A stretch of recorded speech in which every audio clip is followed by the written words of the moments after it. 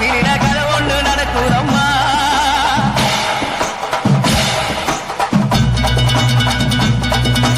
காட்டுக்குனி ஒண்ணு காயம் பட்டு போச்சே காரணம் யார் சொல்லம்மா.